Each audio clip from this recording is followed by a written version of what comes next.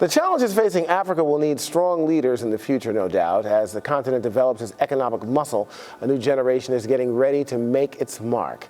In fact, they're already building the future with projects like a mobile library in South Africa. It's just one of the new projects Andrew Gasnolar, if you can forgive me for that, is involved in. Forgive me for butchering your name.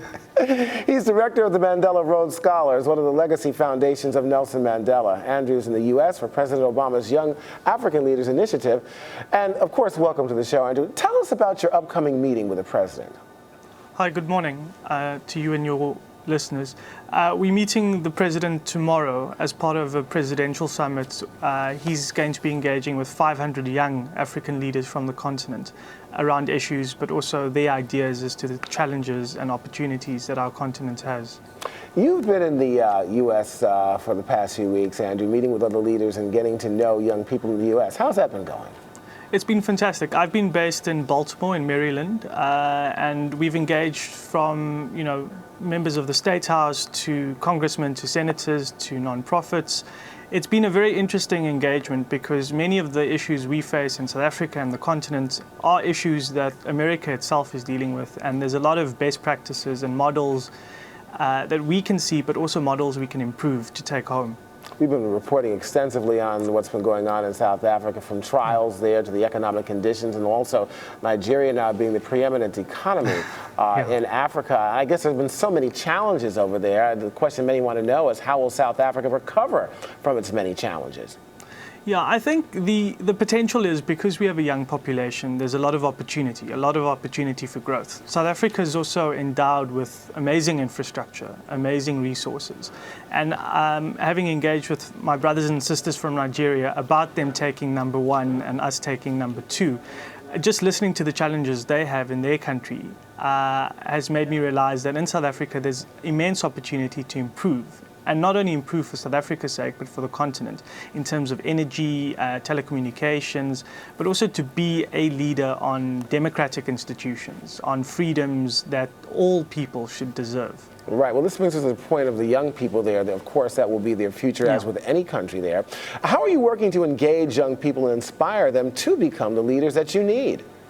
I think a big part of it is just the idea of servant leadership. So in many of the engagements that I personally am involved in and projects that I've seen, it's about engaging with young people, regardless of where they come from, walking a path with them, engaging them in their dreams, their aspirations, but also to be realistic, because not everyone is going to be a lawyer or medical doctor. There's various skill sets, and it's about trying to give people hope. And the inequality in South Africa is stark, as much as there's much promise. The inequality is probably amongst the highest in the world. But it's about trying to inform young people that you are the majority, your voice matters, the future of this country is in your hands. And it's very much what Mandela was talking about when he said it is in your hands. And it is only right that young people pick up that baton and walk that path. But it's not going to be easy. And that's why programs like this and the African Heads of State Summit are important, because it engages African leaders, the current generation, and reminds them that this future generation is the future, and you need to work with them, you need to walk with them. So a lot of the work I've been doing is about trying to activate young people to realize that they have this potential, that they have this power. Well, Andrew, and that it's in their hands. Yeah, absolutely. And of course, the discourse is needed, and you should be admired for what you're trying to do. I guess, obviously, to succeed, you need certain tools. What kind of tools do these young people need to succeed to elevate the conditions that they will live in the future, as well as the country itself? Yeah.